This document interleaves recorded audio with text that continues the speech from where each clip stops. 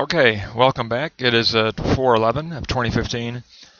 We want to look at the Qumran interpretation of the concept of Messiah from their Testimonia scroll, which is discovered in Cave 4. We'll take a look at the three moments. The first moment, we do see that the Yahad Jewish council at Qumran expected the Messiah to be a prophet like Moses, a royal warrior out of the lineage of David, and a proper high priest. He would oppose the evil man of the Fowler's Net, meaning Alexander Jannaeus of the Hasmonean dynasty, who actually started the civil war among the Jews, and who himself favored Sadducees. Messiah in the Hebrew language meant anointed one, and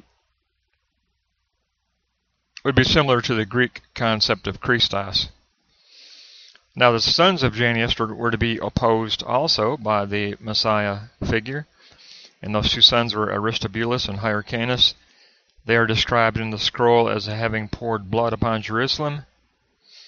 And in 67 to 63 BCE, we actually see the civil war transitioning into a war with Rome, involving a Roman occupation, Roman slaughter, and even Roman soldiers entering the temple and slaughtering many of the Sadducee followers of Aristobulus, who did share his father's conviction about preferring the Sadducees. 12,000 Jews were killed in that singular day when they did invade the temple. But the Qumran community wanted to emphasize the priestly Messiah. After all, they were the exiled priestly Jews, primarily Sadducees, so they wanted to emphasize the priestly aspect.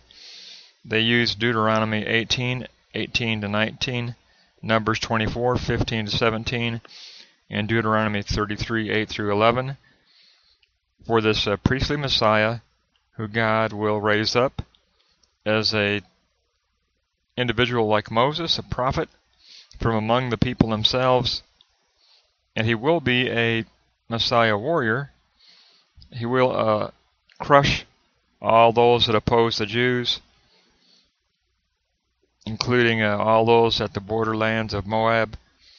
But he is fundamentally a priestly Messiah. He is the Messiah that will reflect their referential point being their own priestly emphasis, having been forced into exile after the preference shifted to Pharisee preference. These Sadducees were forced into exile.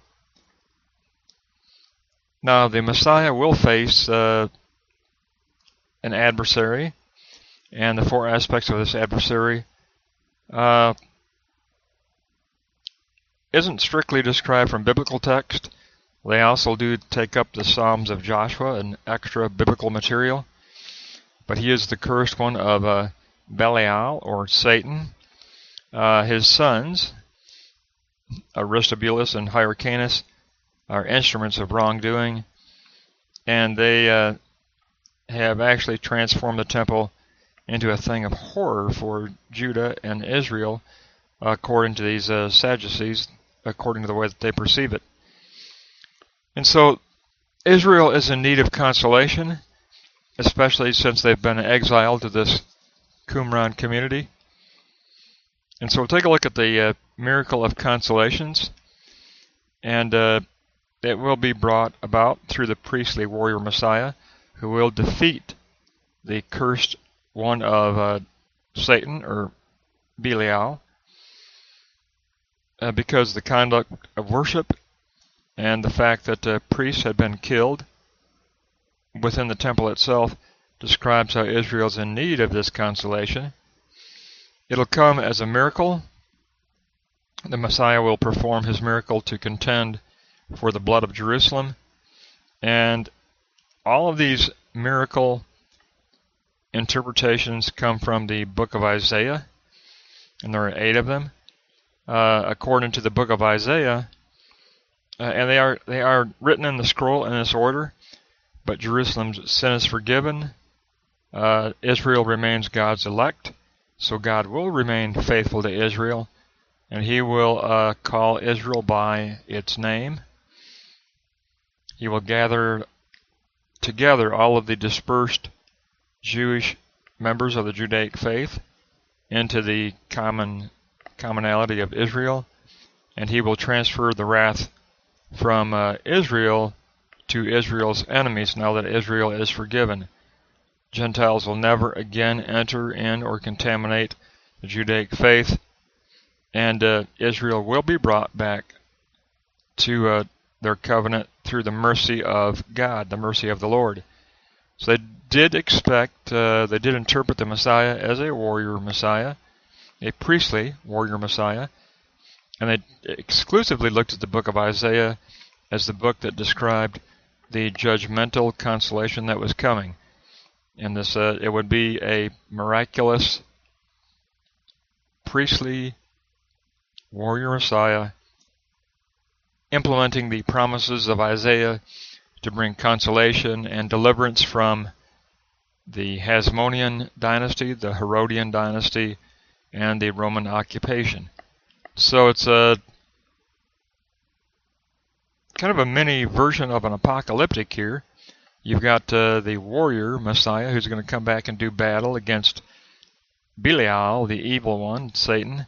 So it's almost a mini apocalyptic scroll, but it was a two-parter. It had a Testimonia scroll testifying to the nature of the Messiah, and then it had a consolation portion, a consolation scroll, which described the miracle of the interceding warrior Messiah priest. So it gives us another look at the community itself. I think those are the more interesting scrolls.